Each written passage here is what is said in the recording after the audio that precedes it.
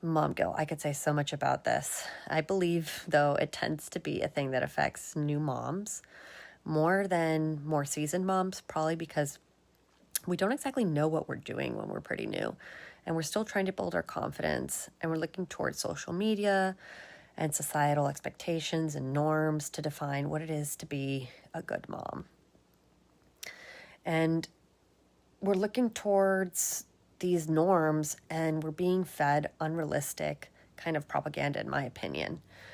So, a quick story, but when I had my first child, I was so focused on the issue of breastfeeding, and I'm pretty sure I developed some mild postpartum depression because I wasn't able to produce enough milk for my baby despite pumping like crazy, taking supplements, and trying everything I could to get my supply up. It honestly consumed me, and nothing worked. And what made matters worse was that I got severe mastitis, and pretty soon after, I had to start feeding my daughter formula because she was losing too much weight. And the guilt I felt towards not being able to exclusively breastfeed her was honestly, it was overwhelming. And the fact that I had to resort to formula made me feel like a failure. I couldn't even feed her at first. My husband had to feed her formula.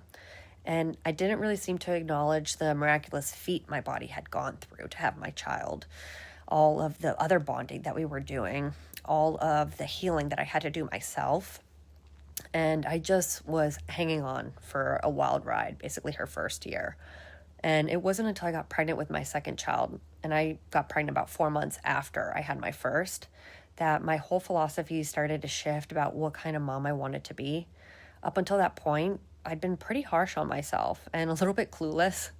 I was fighting each new developmental wave that came my way, sleep regressions, all this. But with my second, I was determined to go more with the flow, be more at peace. And it was mostly because I didn't feel I had a choice. I was already stressed out. I was already like at max capacity, and something needed to give if I was going to have a second. So I started to do some research into mom guilt, and I stopped following some accounts on Instagram, in particular certain like gentle parenting channels, because even though I thought the tips were great, I was constantly being reminded of how imperfect I actually was compared to these curated accounts and images and, things like this.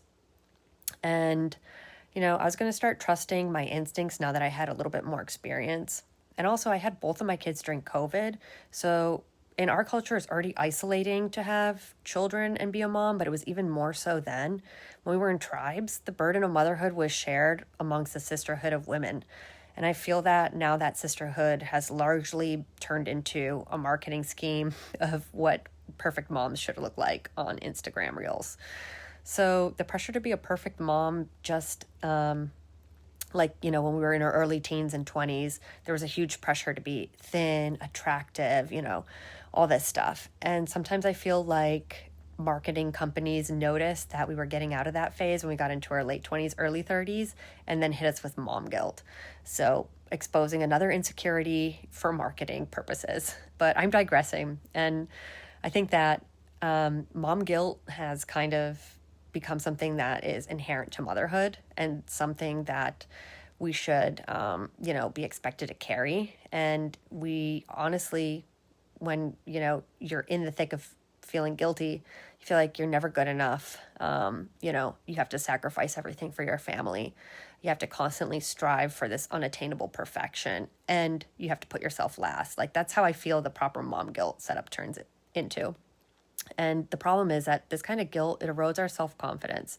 It affects our mental health. It affects our relationships. And it also diminishes the roles of dads and other caregivers. And it makes women assume kind of the bulk of parenting responsibility. So again, very isolating. And then it also impacts our children because children can feel when their parents are confident, emotionally healthy, and balanced. And when we're carrying guilt and self-doubt, it models those same insecurities for our kids. And I think that is huge.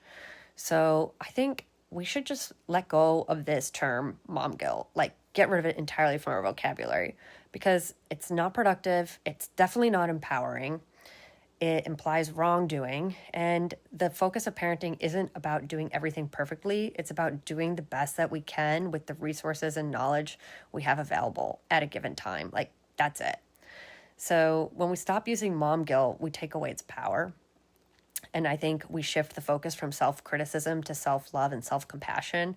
And we give ourselves and other moms permission to make mistakes and take care of our own needs and define success in our own terms. And that modeling is so important for our children to be able to pick up and understand. So let's talk about mom growth. Let's ask, what am I learning from this instead of am I doing enough? And let's celebrate the moments we get right. Let's forgive ourselves for the moments we don't. That's like me usually after 6 p.m. And let's recognize that every day is an opportunity to grow, not only as a mom, but also as a person. So those are my quick thoughts on mom guilt. I think that language really is important in how we define ourselves, how we speak to ourselves. And again, like we have to be able to model that for our children and protect ourselves as parents.